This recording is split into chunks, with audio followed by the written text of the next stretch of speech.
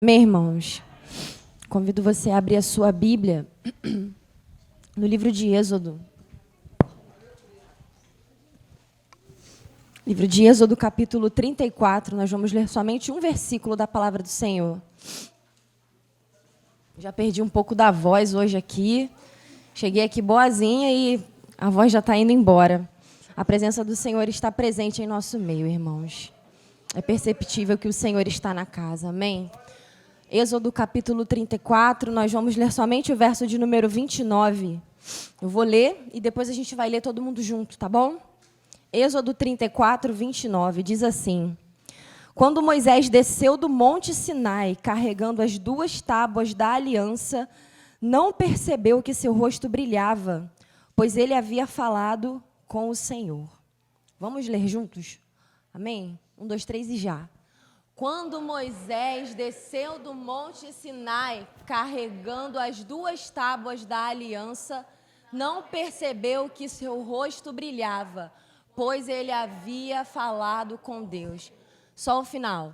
Seu rosto brilhava, pois ele havia falado com o Senhor. Amém. Você pode se assentar nessa noite. Tô nervosa, gente. Estar aqui na frente é comum, com louvor, mas sempre que é dado a incumbência de ministrar a palavra do Senhor, dá um friozinho na barriga. Mas eu entendi que o Senhor queria falar com a igreja através dessa palavra. A gente está na última semana hoje dessa série de pregações. A gente tem aprendido sobre a cultura de oração. A gente tem trazido esse tema para meditação aqui na igreja. Temos recebido muitos ensinamentos dentro dessa linha. E na primeira semana, o Isaac que pregou na primeira semana foi o que é oração. Enquanto o Isaac pregava, eu estava sentada ali naquele cantinho e Deus me deu essa palavra. Eu fui anotando assim num papel que eu pedi para minha mãe. E é só isso aqui, gente, a palavra de hoje.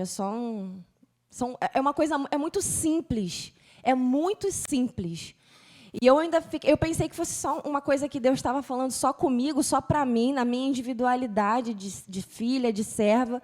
Mas, desde aquele dia, ele ficou falando, é para você compartilhar, não guarda para você, compartilhe, não guarde para você.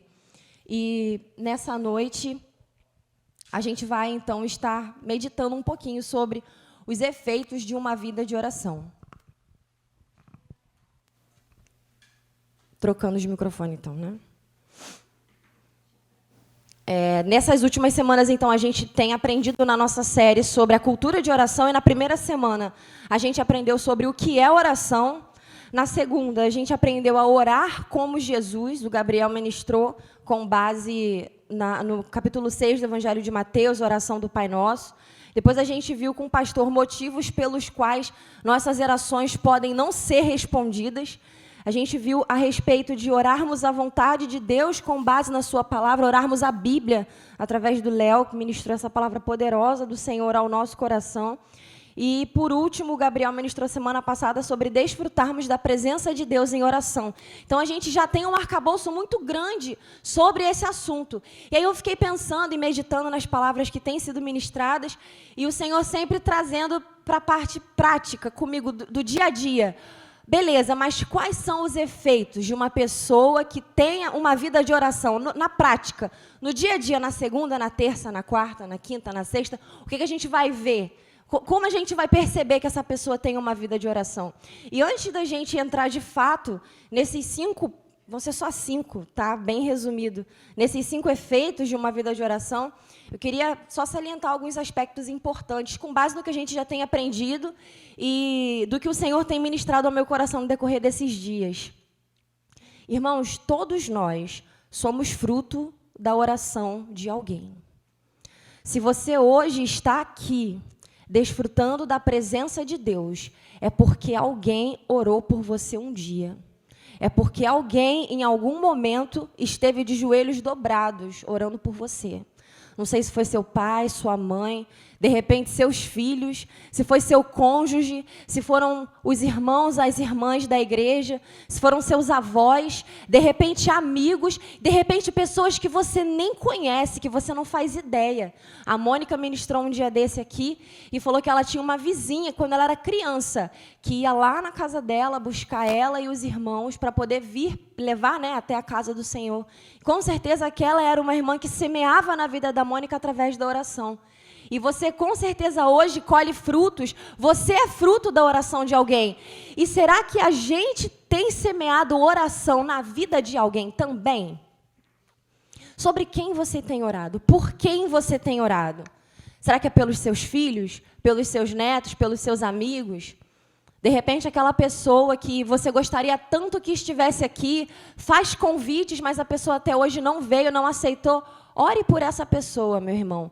O mínimo que a gente pode fazer é também semear oração na vida de alguém. Então, a primeira coisa que eu queria trazer para a nossa meditação é: nós somos frutos da oração de alguém e temos por obrigação também gerar frutos em oração. Um segundo ponto: todo cristão é um sacerdote. A gente aprendeu isso na Reforma Protestante, que ela, na verdade, trouxe isso mais à tona. Os reformadores defendiam que todo cristão é um sacerdote, aquela coisa do sacerdócio universal. Com Jesus, no Calvário, a gente tem livre acesso à sala do trono. Antes a gente tinha um véu, né, lá no templo, na estrutura do templo, existia um véu que separava o santo dos santos do lugar santo.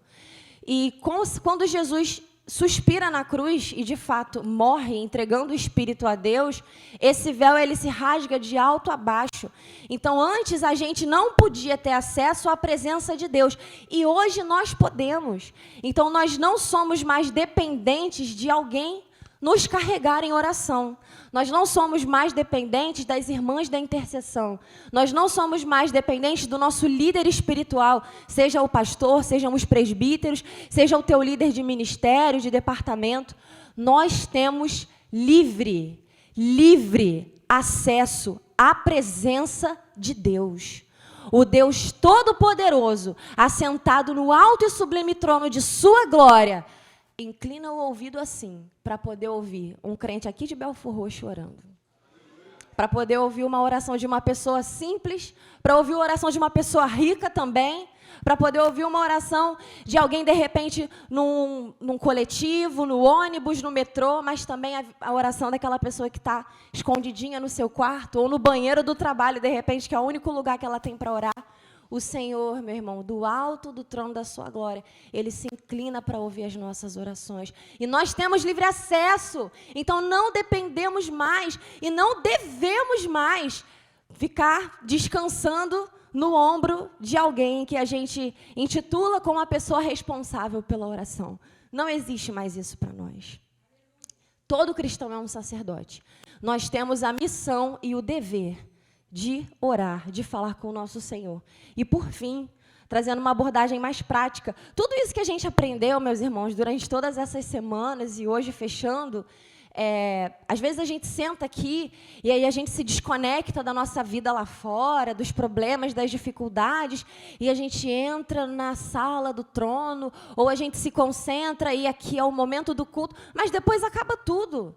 Depois, quando chega em casa, ou então amanhã, no trabalho, na correria da família, a gente simplesmente esquece. É como se aquelas coisas fossem somente e servissem somente para o ambiente da igreja ou para o ambiente onde nós estamos reunidos com nossos irmãos, quando, na verdade, não. Na verdade, todos esses ensinamentos, eles estão sendo transmitidos para a gente, para que a gente possa carregar isso para o nosso dia a dia.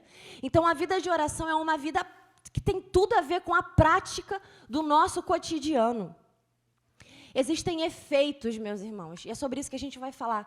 É como se, assim, a pessoa que ora, é como se ela fosse uma nascente de um rio, e por onde ela passa, ela leva vida. E, assim, essa nascente do rio, ela não tem consciência do efeito que isso está tendo lá na frente, né? Ela não tem, de repente, da distância da nascente de um rio até um rio de fato, ou um mar, ou uma grande cachoeira, ou coisa do tipo, se a gente for olhar, a gente não consegue nem ver a nascente. Quem é que foi em cachoeira, provavelmente olhe para cima, você vê até uma queda d'água, mas já é uma coisa tão grande, né? Com tanta pressão, que você não consegue visualizar de onde de fato está vindo aquilo. Existe algo maior, existe algo lá na frente, e essa nascente somos nós. A partir do momento que nós dedicamos a nossa vida em oração, por onde nós passarmos, a gente vai levar vida. A gente tem essa responsabilidade de levar a vida do mesmo jeito que... Gente, se a gente parar para pensar, ao redor de um rio, não tem árvore morta. Não falta vegetação. Na verdade, tem pluralidade de vegetação. Existem animais, existem muitas pessoas, inclusive, principalmente nas regiões do norte do Brasil, que constroem suas casas ao redor dos rios, porque dali eles vão tirar o sustento, dali eles vão tirar a água para poder beber, para poder sobreviver, vão ter vegetação ao redor da sua casa. Então, assim, que nós sejamos esse rio, onde as pessoas ao nosso redor possam florescer, possam se sentir alimentadas, não por causa da gente ou pelo que a gente tem, mas sim por aquilo que sai da gente, que é a presença do nosso Senhor. Amém? Então, eu queria só trazer esses três pontos aí, antes da gente, de fato, entrar nos efeitos de uma vida de oração. Vão ser 5 efeitos, e a gente vai falar rapidamente sobre 4, e o último é o mais, onde a gente vai demorar um pouco mais, vai gastar um pouco mais de tempo, que foi onde o Senhor, de fato, me direcionou para poder falar mais com a igreja, porque Ele falou primeiro comigo.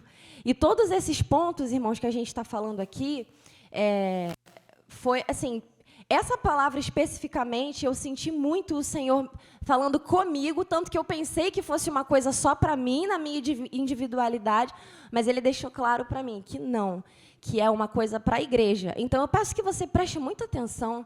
Eu peço, assim, com muito carinho, que você receba essa palavra da parte do Senhor nessa noite. Abra o seu coração, abra a sua mente, o seu intelecto nesse momento, e deixe que o Espírito Santo de Deus ministre ao teu coração, porque depois a gente não vai poder falar que a gente não sabia. É aquela coisa, né? Ah, mas eu não sabia. Não, você não vai ser dado por inocente, eu não vou ser dada por inocente, porque alertados nós fomos, ministrados pelo Senhor nós fomos. Amém? O primeiro efeito de uma vida de oração: perdoar e liberar perdão. Eu queria ler com os irmãos rapidamente Mateus capítulo 6, versículo 12, muito conhecido. Isaac, se você puder, coloca para mim, por favor. A oração do Pai Nosso, em Mateus 6,12, fala: perdoa as nossas dívidas, assim como nós perdoamos os nossos devedores. Pedir perdão talvez seja uma das tarefas mais difíceis da vida. Perdoar, de repente, é mais difícil ainda. Eu não sei qual que é mais difícil. Se é pedir perdão ou se é perdoar. Quem já passou por uma circunstância de ter que pedir perdão sabe como isso é complicado. E quem já passou por algum momento em que teve que liberar perdão sabe também o quanto isso é complicado. E, irmãos, pedir perdão requer arrependimento. Não é sentir sentimento de culpa, né, irmão Gerson? Exige arrependimento da gente. E arrependimento não é assim de um dia para a noite, num estalar de dedos. É uma coisa que precisa ser nutrida em oração. E o liberar perdão também. Porque o nosso coração, a nossa natureza humana, ela não quer que a gente perdoe as pessoas. Por quê? Porque se a gente não perdoa os nossos devedores, nós também não seremos perdoados diante do Pai, é o que a própria palavra de Deus nos diz. Então, assim, é uma tarefa difícil que precisa ser regada em oração, tanto o pedir perdão quanto o perdoar. E uma coisa que eu aprendi com um pastor recentemente é que a oração nos ajuda a não criar raízes de amargura no nosso coração. Tem uma pessoa que você sente raiva? Tem uma pessoa que você está triste com ela por alguma coisa que ela fez, seja contra você, seja contra alguém que você ama. Enfim, está chateado com alguém? Está com raiva de alguém? Ora por essa pessoa. Mas é para você falar o nome dela. Você falar com a boca, não é com a cabeça. Não. Use a sua boca, sua língua e fale: Senhor, fulano de tal, estou chateado. Estou com raiva, estou aborrecido. Tem que ser sincero, irmão, diante de Deus, em oração. Dobra o teu joelho, vai para o teu quarto. Abra sua boca e fala o nome da pessoa e fala o que essa pessoa fez. Não é fazer isso uma vez não, tá? É fazer isso várias vezes. Eu duvido que você vai continuar com uma raiz de amargura no seu coração. A gente não consegue sentir raiva de quem a gente ora. Se você tem sentido raiva de alguém, quer dizer que você não tem orado por essa pessoa. Então, de repente, o problema não está nem na pessoa, está em você. Então, assim, está chateado, está aborrecido, está precisando liberar perdão, ore por essa pessoa. Ou então, de repente, você está precisando pedir perdão para alguém, você sabe que aborreceu alguém, você sabe que fez uma coisa errada com alguém, sabe que estressou alguém por algum motivo. Seja humilde diante da presença do Senhor. Fale sobre esse erro, sobre essa situação com Deus em oração, irmãos. E vá se retratar com o seu irmão. Isso só vai ser gerado, só vai ser nutrido em oração. Não é só na terapia com o teu psicólogo, não é só conversando com um amigo, com uma pessoa, com alguém que você acha que vai te aconselhar ou te ajudar. É em oração. Pedir perdão e perdoar é efeito de uma vida de oração. Não é porque você é bom, não é porque você é legal. É porque você ora. E se você não ora, você não vai conseguir perdoar. Você vai pensar que perdoou. Você vai falar que perdoou, mas você não perdoou. Porque é só através de uma vida de oração que a gente vai conseguir, de fato, liberar perdão. Tá? De repente, você tem aí uma coisa de quando você era criança.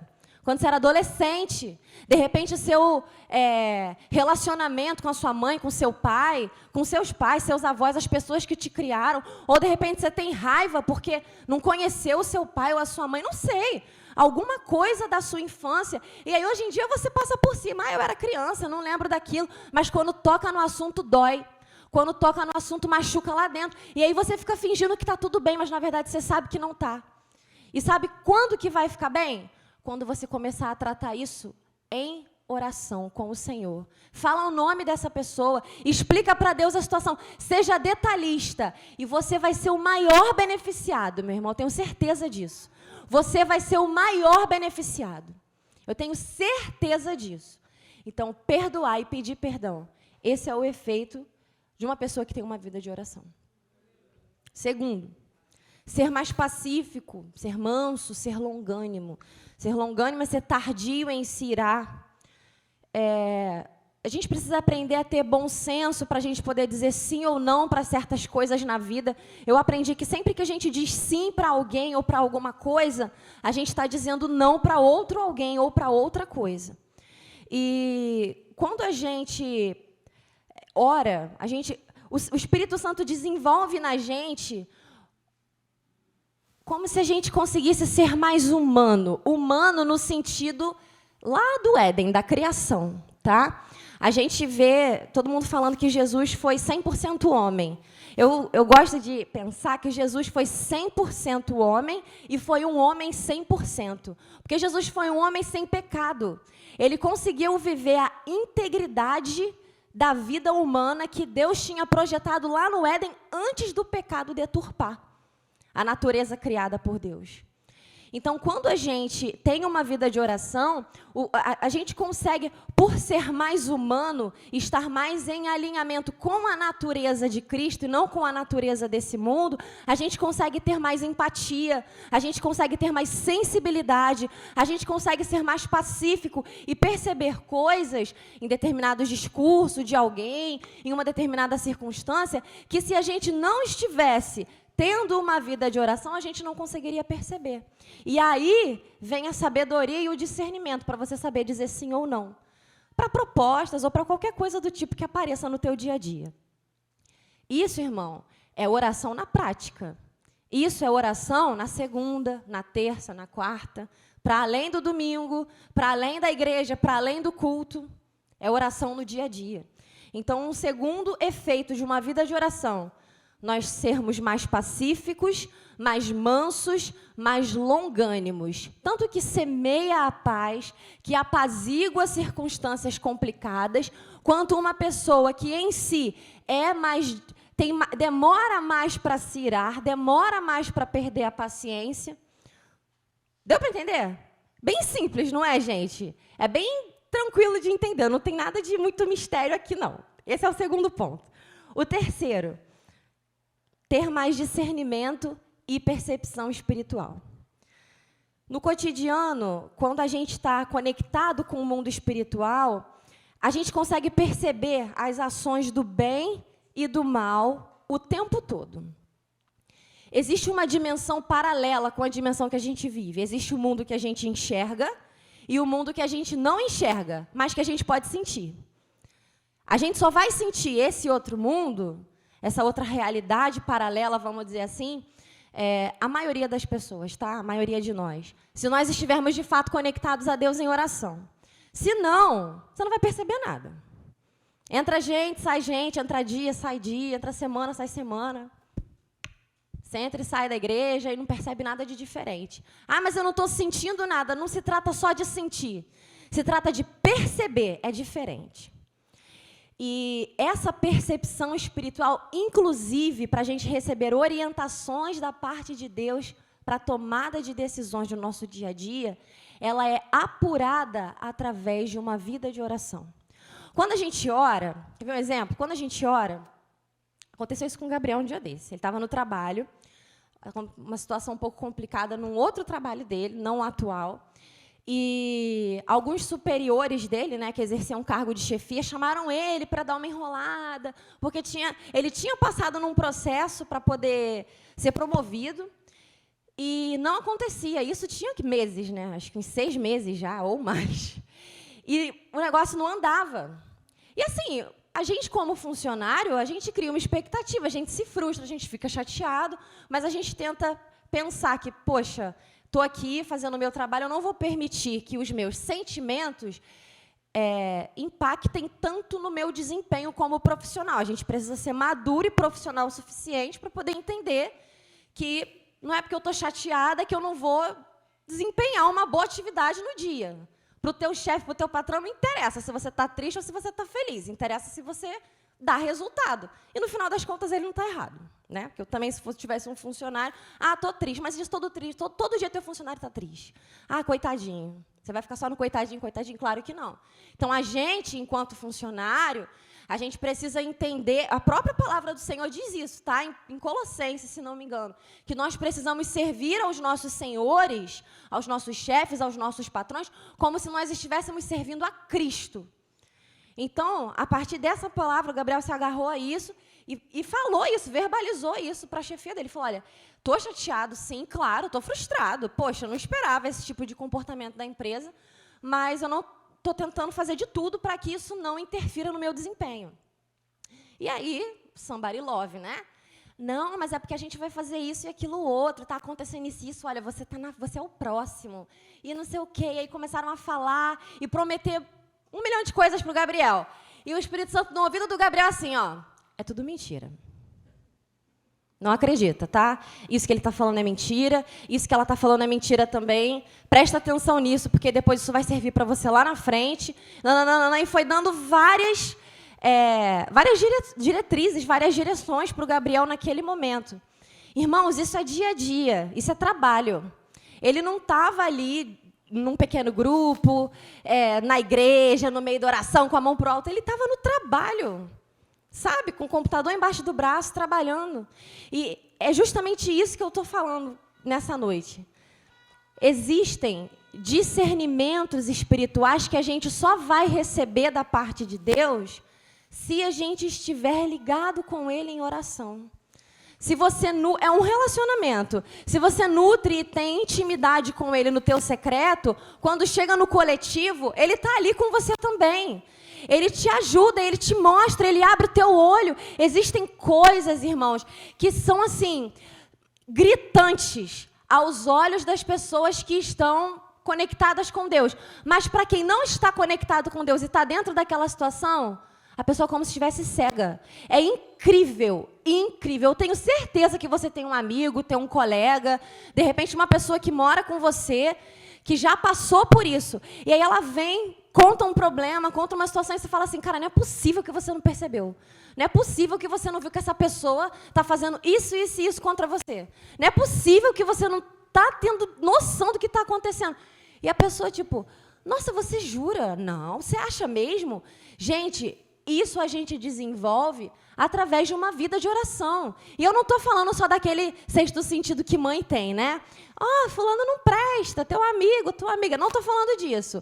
Estou falando de uma percepção aguçada que o Espírito Santo nos dá e desenvolve na gente, fruto de uma vida de oração. Então, vamos lá, 3, que a gente foi até agora. Perdoar e liberar perdão. Sermos mais pacíficos, mais longânimos e mais mansos.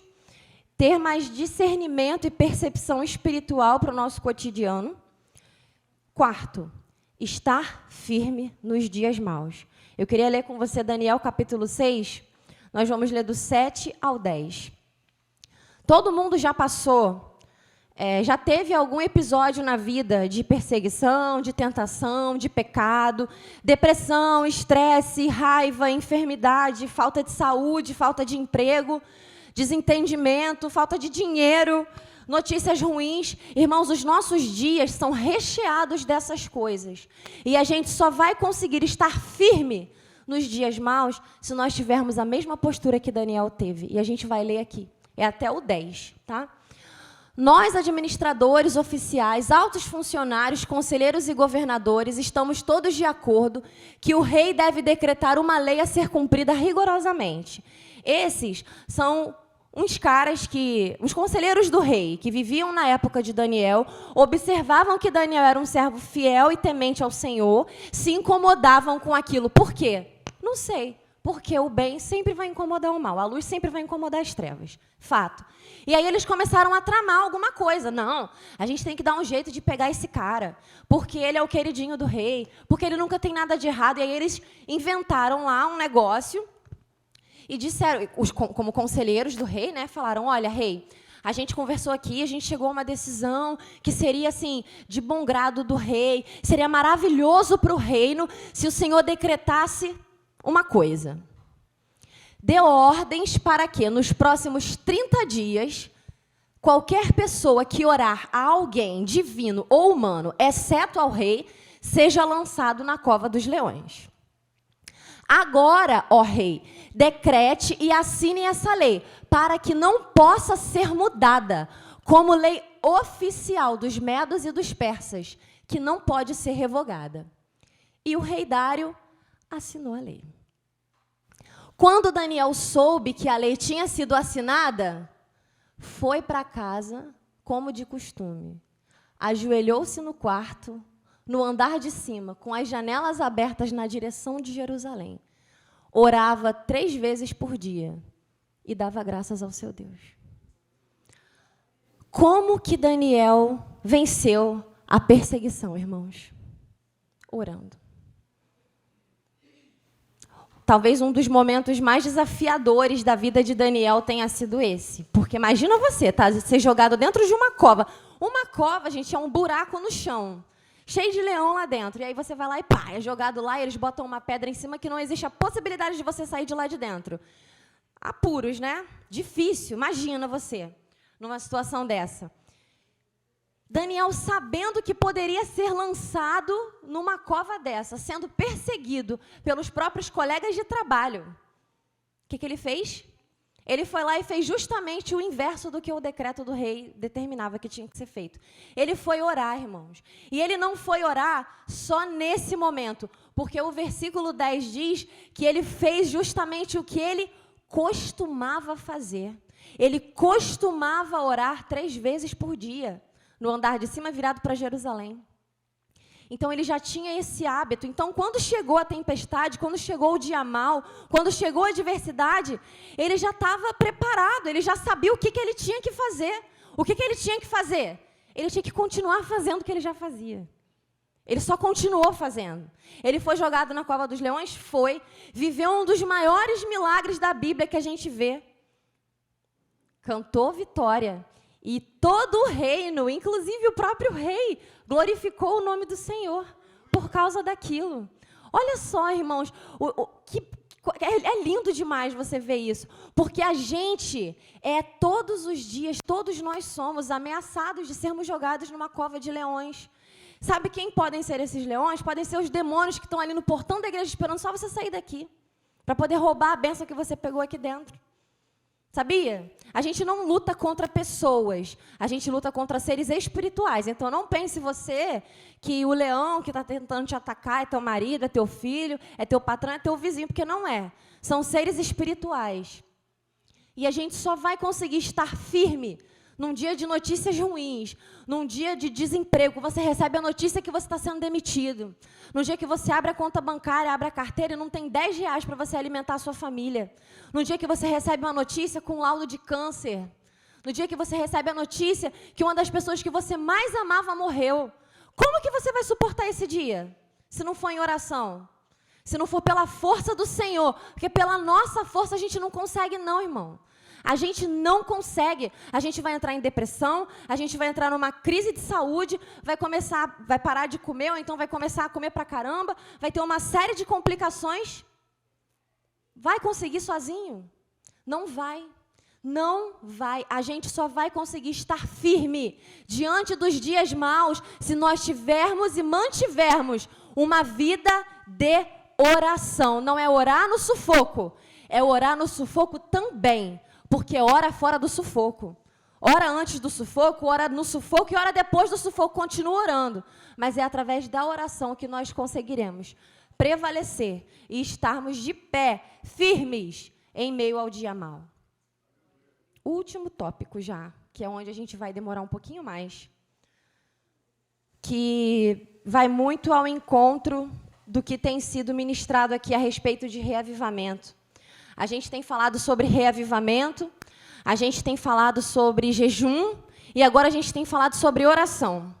E a gente tem clamado a Deus por um reavivamento, para que Ele mande mais, para que Ele envie um fogo, enfim, para que Ele derrame novamente o Espírito, como isso já aconteceu. Hoje a gente estava vendo no EBD, em tantos outros momentos e circunstâncias da vida.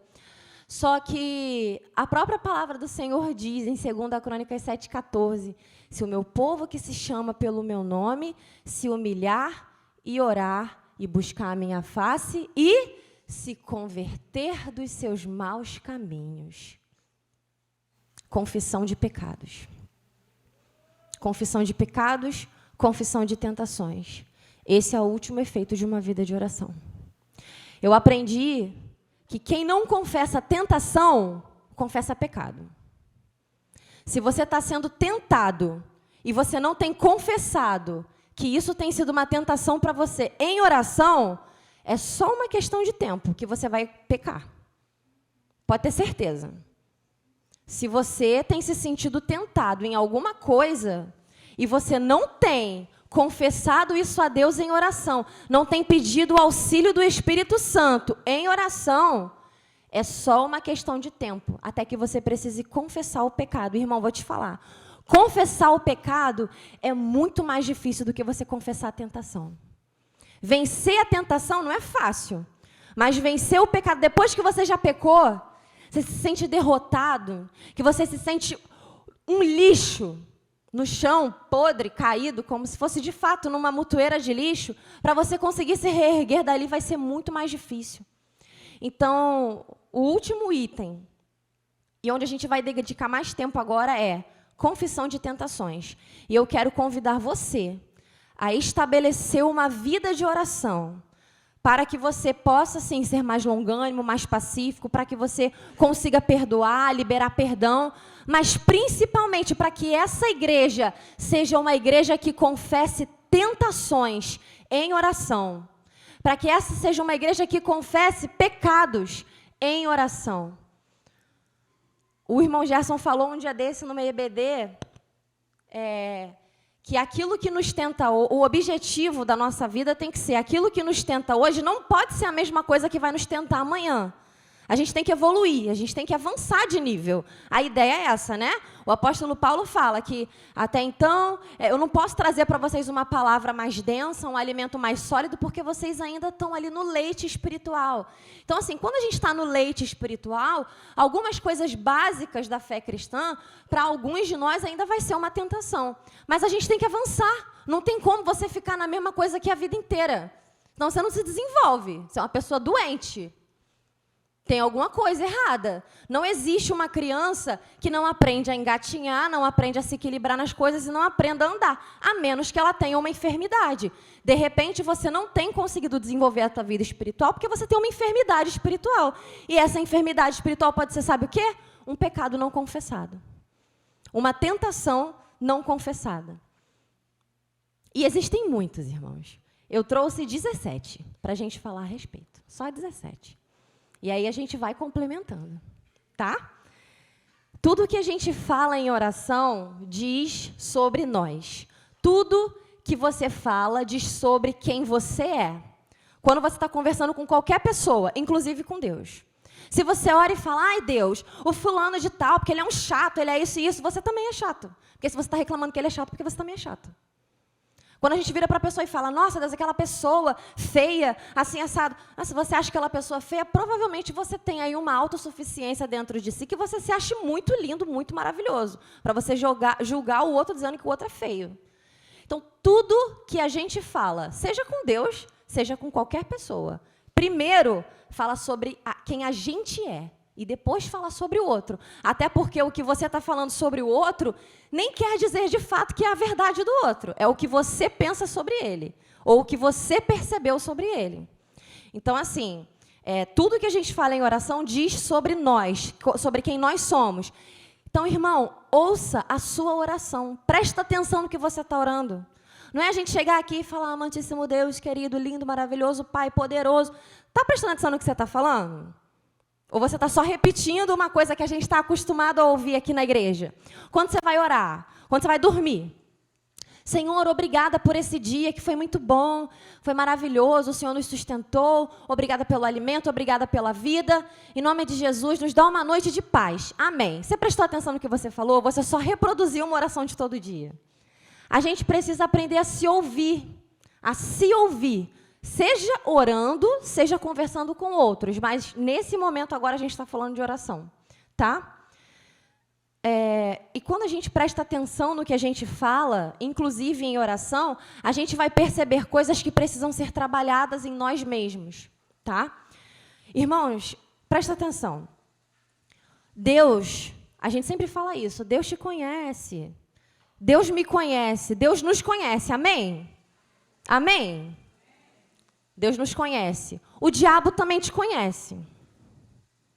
O diabo te conhece. O diabo me conhece. Ele sabe os meus pontos fracos. Ele sabe os seus pontos fracos. Agora, é inadmissível a gente não se conhecer. Não existe essa possibilidade. Nessa vida, nessa batalha constante que a gente vive aqui, não tem como você não se conhecer. Você precisa se conhecer. E para isso você precisa ser sincero com você mesmo. Se para você dinheiro é uma tentação, você vê dinheiro, caramba, R$50, meu Deus, a mão coça, dá um negócio, dá um nervoso, porque você quer pegar, porque você se sente tentado por aquilo, você precisa ter consciência disso. Consciência. E você precisa falar isso para Deus em oração. Precisa pedir ajuda do Espírito Santo de Deus para que Ele te auxilie a vencer essa batalha. Não é, em nome de Jesus, irmãos, em nome de Jesus, entendam isso. Não é você passar a vida inteira fechando os olhos, fingindo que isso não está acontecendo. Você precisa ser honesto com você mesmo e entender que se aquilo te tenta, se aquilo causa uma coisa em você, aquilo é um problema que você precisa vencer. E você não vai vencer sozinho, você tem a ajuda do Espírito Santo de Deus para te ajudar. Você tem uma igreja ao teu redor para te ajudar. Você tem um líder espiritual para te ajudar. Traga do teu lado uma pessoa mais madura espiritualmente, que possa te aconselhar, que possa te apoiar. Irmãos, existem pecados e tentações que a gente não vai vencer sozinho. Tem coisa que em oração, conversando com Deus, meditando na palavra, alimentando o teu espírito, você vence. Mas tem coisa que você vai precisar da ajuda de alguém de fora para te auxiliar. E por que tantas vezes a gente não pede ajuda de alguém de fora? Porque a gente se auto-engana, pensando, não, eu vou conseguir. Não, foi só mais dessa vez. Da próxima não vai ter mais próxima. E na semana que vem, acontece de novo. No dia seguinte, acontece de novo. Precisamos precisamos ser mais honestos com a gente mesmo, tá? Um exemplo, a gente já falou sobre isso aqui, um exemplo de tentação. Não estou falando de pecado ainda, estou falando de tentação. Um exemplo de tentação que muitas vezes a gente vai precisar confessar. Dificuldade de perdoar. De repente, alguém já procurou você e te pediu perdão por alguma coisa que fez contra você. E aí você falou, não, claro, irmão, que isso, te perdoo. Perdoou mesmo. Conseguiu perdoar? Quando você lembra, ainda dói? Ainda machuca? Você ainda se arrepende, tipo, podia ter sido diferente, né? Uma coisa que eu aprendi é que perdoar é você se lembrar do que aconteceu e não querer mudar mais o passado. Você entendeu o que aconteceu. Isso não quer dizer que você se conforma, é diferente. Isso quer dizer que você entende que você errou, você se arrependeu daquilo, você mudou o seu comportamento, que é o principal. Mas quando você olha para trás, você perdoou. Você é uma pessoa que tem dificuldade de perdoar? Reflita sobre isso. Dificuldade de pedir perdão. Segundo. De repente, você é uma pessoa que tem dificuldade de pedir perdão. Seja sincero. Não é para você falar para mim, não, tá? É você com Deus aí. Vai pensando.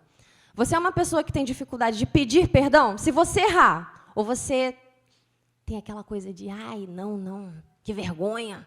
Não, mas eu vou pedir perdão? Que isso? Não. Coisa da minha cabeça. Você tem dificuldade de pedir perdão? Pensa a respeito disso. Uma terceira questão. Se achar superior aos outros. Ideia de autossuficiência, um egocentrismo, né? A nossa vida existe para que a gente glorifique o nome do Senhor. O nome de Jesus tem que ser glorificado através da nossa existência, e não o nosso próprio nome. Então, de repente, existem pessoas que têm essa dificuldade, que se acham superiores às outras. Não, eu vou pedir ajuda do irmão ali? Não, imagina, não preciso. Não, o irmão já tem tanta coisa para fazer, eu também tenho a minha vida. Não, que eu vou pedir ajuda para ninguém. Por que não vai pedir ajuda para ninguém? Porque você é tão bom assim que você não precisa de ajuda? Você está tão superior assim que você não precisa de ajuda? Tem certeza? Eu estou falando isso para você porque Deus falou isso para mim. Tá? Para mim. Eu sou uma pessoa que eu tenho muita dificuldade de pedir ajuda. O Gabriel sabe disso, meus pais sabem disso. Eu tenho muita dificuldade de pedir ajuda. E eu, nas minhas orações, nas minhas meditações, eu fico tentando entender por quê. Será que é porque eu não quero incomodar tanto as pessoas? Será que é porque eu acho que realmente todo mundo está sempre muito ocupado? Por que será? Ou será que é porque eu me acho muito boa, melhor que todo mundo? Irmãos, eu estou falando isso aqui com vocês para que vocês pensem e reflitam. Porque, de repente, é uma coisa que você não percebeu. E se você tem algum comportamento que te leva a agir de forma parecida, preste atenção, porque o diabo está prestando. E ele vai usar isso contra você, num momento certo. Então, você precisa ter consciência para que ele não te vença. Amém? Amém. Todo mundo acordado. Quer ver um outro tipo de tentação? Vê se para você isso é uma tentação. A crítica. Você é uma pessoa crítica. Uma pessoa que reclama pra caramba de tudo. Tudo que os outros fazem. Não, eu teria feito melhor, com certeza. Não, olha isso, gente. Ai, coitado. Tentou, né? O importante é que tentou, mas de boa intenção o inferno está cheio. Você é uma pessoa crítica, de repente na tua casa, ou então quando você está conversando com os amigos na rua, sei lá, em qualquer ambiente aí de família, de cotidiano, você do nada solta assim certas críticas, certas frases. Irmãos, as pessoas prestam atenção nisso. Você acha mesmo que eles vão vir na igreja que você critica? Você acha mesmo que eles vão aceitar o Jesus que você muitas vezes reclama porque não te socorreu, ou de forma indireta, você nem falou mal de Deus, mas você acha que eles não vão pensar e falar assim, caramba, está sempre na igreja, fala que é crente e tal, mas olha só esse tipo de comportamento. Olha só o que sai da boca dessa pessoa. Nossa, mas reclama de tudo. Bom dia, não tem nada de bom, o dia hoje está difícil, o trabalho está muito complicado. Só negativismo, só pessimismo. Uma pessoa extremamente crítica, reclama de tudo. Você é uma pessoa assim? De repente você não é no exagero, mas você é um pouquinho. Será que é? De repente isso é uma tentação que você precisa vencer, em oração. De repente, isso é uma tentação que você precisa confessar para Deus. Deus, eu tenho tendência a ser uma pessoa crítica. E aí a gente chega em casa do culto. Sentou todo mundo na mesa para jantar. Nossa, o culto hoje, misericórdia, hein? O que foi isso? Meu Deus, sem condições.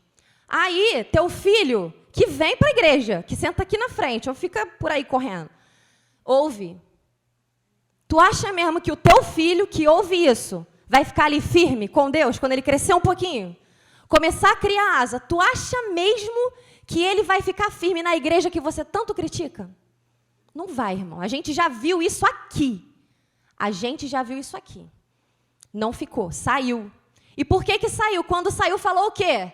Eu não. Fala pra caramba mal da igreja, pra que eu vou ficar lá? Não faz sentido nenhum, seja lá, seja qualquer outra. Fala que crente não presta, que isso, aquilo, outro, e estava aqui com a gente.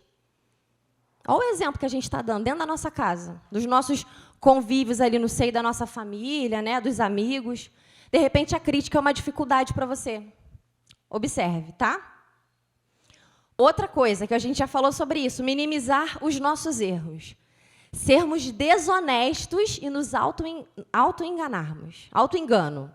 Não, hoje, realmente, hoje eu falei um negocinho aqui, mas não foi crítica, não. Foi só um comentário. Não foi crítica. Foi um comentário a respeito do culto e achei nada a ver aquilo ali, mas tá. Só comentei, gente, ó, não estou criticando, tá? Isso se chama auto-engano, tá? Você está se auto-enganando. E o maior prejudicado nisso é você. Então, esse aqui, ele pode pegar a gente em todos. Observe. Outra tentação, que de repente você esteja precisando confessar. Fofoca. Tem gente que gosta de ser portadora de más notícias. Não é o fofoqueiro que fica ali no portão o dia inteiro falando mal dos outros, que esse aí tem também, né? Principalmente na vizinhança. Nunca é a gente, é só o vizinho, a gente não. Mas aí, tem gente que gosta de ser portadora de más notícias. Menina, olha, ficou sabendo? Não, sabendo de quê? Cara, fulano, faz ideia. Aí a outra pessoa... Se for uma pessoa curiosa, o Gabriel fica rindo de mim. Se for uma pessoa curiosa, eu sou zero curiosa, eu não estou nem aí. Você vai virar para mim e falar, sabe o que aconteceu? Não. E vou dar as costas, eu não sou interessada, é até ruim, mas é isso. Mas aí tem aqueles curiosos, né? Não, mentira, o que aconteceu? Fulano, olha, foi demitido. Que isso, foi demitido? Foi. Por quê? Nem sabe o porquê. Olha, eu ouvi falar, e aí aumenta. Então, assim, além de ser portador de más notícias, ainda aumenta as coisas. E vou te falar uma coisa, quem chega para você para falar isso, também está levando coisa sua para o outro, tá? Não pense você que você é o único privilegiado que só ouve. Porque quando você deu as costas, você que foi parar na boca dessa pessoa. Falaram que você tinha morrido? Olha, gente, mataram meu pai. E eu nem sabia. Que coisa. Pois é, então assim, se leve trás, ou então saber falar dos outros sempre. A internet, olha, gente, a internet é uma fonte inesgotável de porcaria. A verdade é essa. Porque você entra na internet, você sabe muita coisa da vida de muita gente, né? Geralmente são as coisas boas. Ninguém vai ficar contando derrota na internet. E aí você entra lá e você vê um monte de coisa e aí você vai e comenta com a primeira pessoa que você vê, um amigo, uma amiga, teu cônjuge, seu pai, sua mãe. Caramba, viu, fulano fez isso. Caraca, fulano tá viajando, deve estar cheio de dinheiro, hein? Ó, avião. Caraca, vive cartando, tá de iPhone. Rapaz, trocou de carro. Como é que você sabe de tudo isso? Que tempo é esse que você tem para ficar vendo a vida dos outros e ficar comentando ainda com os outros a respeito disso? Será que para você isso é uma tentação, irmão? Será que para você, minha irmã, isso é uma tentação? Seja sincero com você mesmo. Pare e pensa. É uma tentação? Outra coisa, de inveja. Disfarçada de admiração, é claro, né? Nossa, admiro tanto fulano. Ai, fulano... Ai, você é uma bênção na minha vida, assim. Nossa, quero ser igual você quando eu crescer. Mentira, é inveja. Abre o olho. Dentro da igreja existe isso, tá? Inveja disfarçada de admiração. E, de repente, você é uma pessoa dessas, que está invejando. Mas está falando que não, que isso. É só uma pessoa abençoada que eu admiro muito, e que eu observo, e que eu tento copiar assim, tudo que aquela pessoa faz. Presta atenção, irmão, porque tanto você sendo invejado ou invejoso, de qualquer forma o negócio está estreito para o teu lado. Então, dobra os seus joelhos e redobra a sua oração. E a internet, ela tende muito a fomentar isso na gente, né? Tem essa bênção que a internet traz. Outra coisa, mentiras. De repente, você é uma pessoa que mente. Ah, não, poxa, te liguei pra caramba. Ai, menino, estava ocupado. Mentira, viu o telefone tocando e falou, fulano, tá, recusar, não quero atender. Gente, eu já fiz isso. Tô confessando. Fulano me ligando. Eu odeio atender telefone. Gente, manda um WhatsApp. Eu respondo. Mentira, também não respondo. Não quero. E assim, a pessoa vem e procura você e fala, caramba, te liguei, precisava falar com você, precisava resolver isso. Ai, irmão, pois é, eu estava ocupado. Estava ocupado. Tá bom. Não estava ocupado, irmão. Não estava ocupado. É claro que a gente não vai virar e falar assim, então, eu não te atendi porque você é um pouco chato, eu não estava a fim de falar com você. A gente não vai falar isso, que a gente vai ofender a pessoa.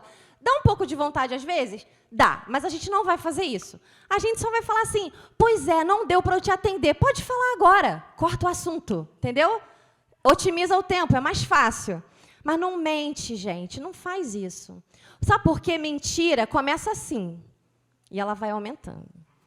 Quem mente isso, mente isso. Quem mente isso, mente isso. Depois mente isso. E vai embora. Se torna mentiroso. Então, de repente, a mentira para você é uma tentação. Idolatria ao seu dinheiro, seus bens, casa, carro, casamento, profissão, trabalho, si mesmo. De repente, você se idolatra. Não, a minha vontade é melhor do que a vontade de Deus. Você fala, a vontade de Deus é a melhor. Só que no teu coração, a minha vontade é melhor que a vontade de Deus. Existe uma dissonância do que você sente para o que você fala. Então, idolatria. A gente pensa que idolatria é só aos deuses, aos ídolos. Não. Idolatria pode ser a muita coisa. Não, no meu carro ninguém entra. Que é isso? Não, meu carro. No meu telefone ninguém pega. Não, ninguém. Isso é idolatria. Então, observe, de repente, idolatria é um problema para você. Querer se parecer ou fazer as mesmas coisas que seus amigos e parentes fazem. Um comportamento diferente de acordo com o ambiente. Você é uma pessoa... Será que você é uma pessoa altamente influenciável? Hoje você está aqui, levanta a mão pro alto e dá glória a Deus. Aí você chega em casa, liga a televisão, ou então amanhã conversa com uma pessoa meio corrompida, e aí rapidinho você muda. Ué, cadê a Jéssica que estava na igreja domingo cantando, ministrando? Mudou? E vou te falar, essas coisas elas são percebidas, tá? Quem convive com você, nota. Quem convive com você, percebe.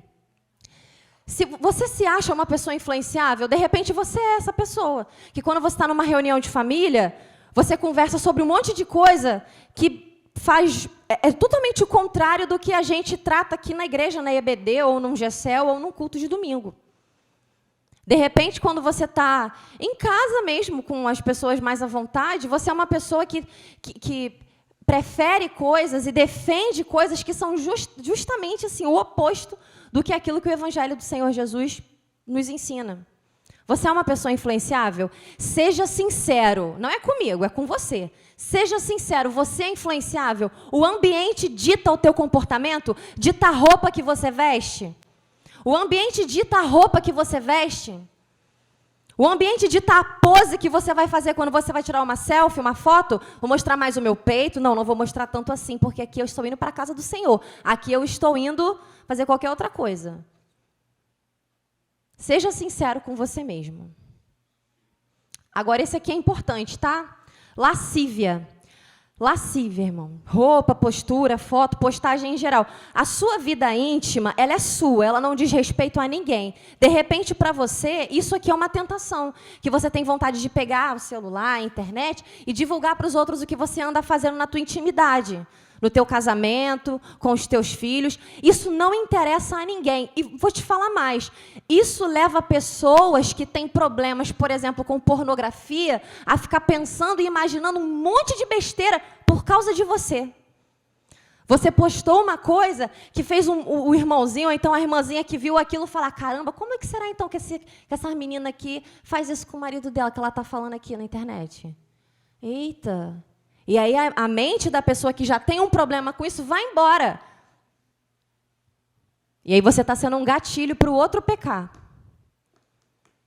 Então, observe, de repente a lascívia é uma tentação para você.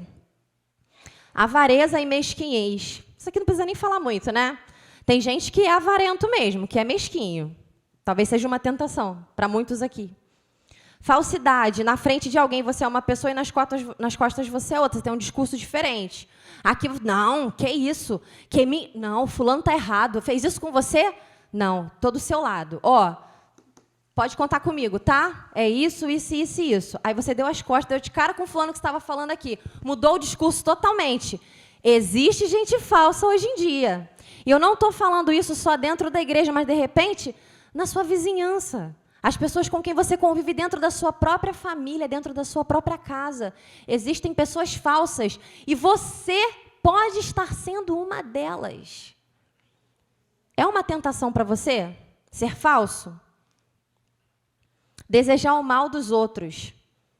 Casamento, trabalho, saúde, qualquer coisa que seja. É uma tentação para você? Ah, também que se lasque. Ih, que dê tudo errado também. Está se achando aí com, sei lá, com esse carro novo que comprou. Também vai bater, vai ser roubado. Usa sua boca para falar esse tipo de coisa? Ô, gente, de repente isso é uma tentação na sua vida. Por fim, irritabilidade. De repente você é uma pessoa irritadinha. Eu sou irritadinha às vezes, tá? Eu confesso. E isso aqui, para mim, é uma coisa que eu tenho trabalhado em oração. E aí, você irritadinho, irritadinha, começa a gritar com os outros. Começa a ser grosseiro com os outros. Começa a descontar em quem não tem nada a ver com isso. Grita, faz grosseria, faz ignorância, é agressivo, bate na mesa. Que isso, irmão? De repente, isso é uma tentação para você, do mesmo jeito que é para mim. Eu estou sendo muito sincera aqui. Existem momentos que eu fico irritada mesmo. Eu fecho a vidro do carro e grito. O Gabriel sabe. Eu fecho o vidro para não dar um problema, né, com a pessoa. Mas eu grito, porque eu fico irritada. E aí, assim, para não atingir os outros, aí o problema é meu comigo mesma. Mas, então, de repente, você está descontando em alguém, entendeu? De repente é na tua mulher, de repente é no teu marido, nos teus filhos. E aí você bate na mesa, gente, você traumatiza uma criança. E aí depois aquela criança ela vai crescer com uma série de traumas e de problemas na vida dela como um todo, por causa de um comportamento extremamente pecaminoso que você está tendo dentro da sua casa. Nada que a gente faz para em nós mesmos sempre vai reverberar na vida de alguém, seja para o bem, seja para o mal. Então, assim, de repente, alguma coisa aqui faz sentido para você. E eu quero convidar você a meditar nisso. Uma última questão que eu queria muito compartilhar com a igreja, a gente falou já sobre a internet, é que a internet e a televisão como um todo, irmãos, elas fomentam muita coisa ruim. E a gente, como igreja do Senhor, a gente precisa ter os nossos olhos abertos, a nossa percepção aguçada. Você que é pai e mãe tem filho, por conta dos seus filhos também. E você que não tem filho, que nem eu. Graças a Deus, ainda não. Você que não tem filho, mas por conta de você mesmo, da sua vida, da sua família como um todo, da tua vida espiritual. A gente precisa ser inteligente e perceber as coisas que estão sendo despejadas, goela abaixo da gente, na mídia como um todo, tá? A gente percebe através da internet. A internet fomenta muito a fofoca, a inveja, a lascívia, pornografia, militância burra, anticristã. E aqui eu estou falando de política mesmo, tá? Não estou defendendo candidato nem A nem B, até porque eu não me posiciono sobre isso publicamente. Em momento algum vou fazer isso. Mas vou te falar, existe uma militância extremamente burra na internet. Burra, mas é só burrice, não tem nada, assim, que não existe uma palavra que vai definir melhor. E a gente está ali consumindo esse tipo de conteúdo o tempo todo. Consumindo, concordando, repostando e trazendo isso para dentro da nossa cabeça. Olha com o que você está alimentando a sua mente e o seu coração. Agora vamos falar de filme, televisão, novela, série. Presta atenção, observa. De repente, você nunca observou de longe. Observa de longe. É sempre assim.